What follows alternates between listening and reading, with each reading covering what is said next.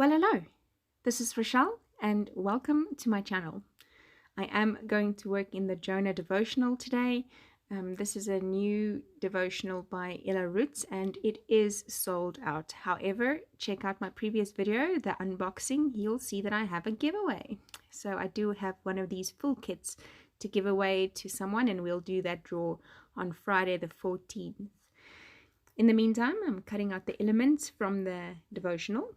These are included in the booklet, and you can just cut them out as needed. And I'm cutting out these die cuts with the word Arise Jonah and a little anchor and flower and other embellishment piece. To get to the devotional, one would not think that a book as small as Jonah with 4 chapters has such a deep symbolism and meaning and spoke so much to my heart. And I really find myself to be Jonah more often than not. And it's sad that we put ourselves in that position where we could have just gone the short route, the quick route to our destiny, but we want to take the detour and flee.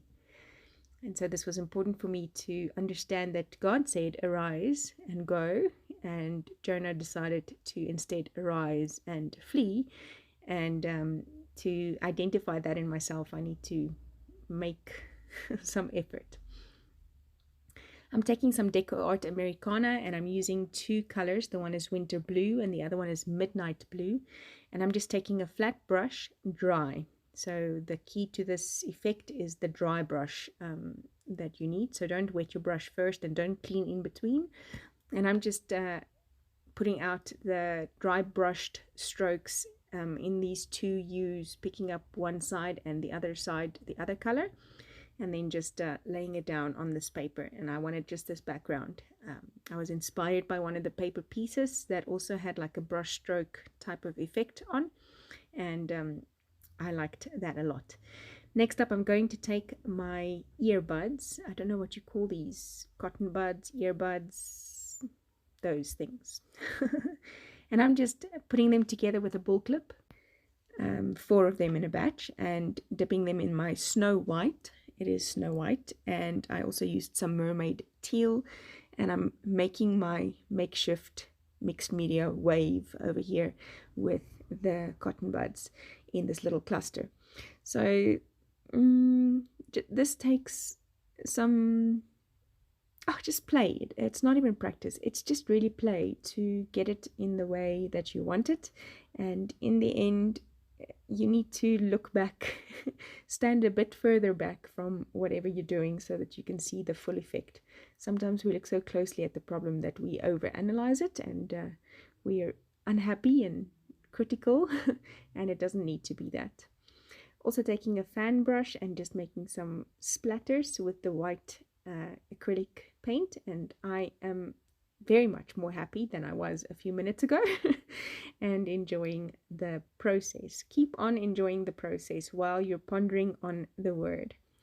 Like I said, Father God said, arise and go to Nineveh and preach against the wickedness.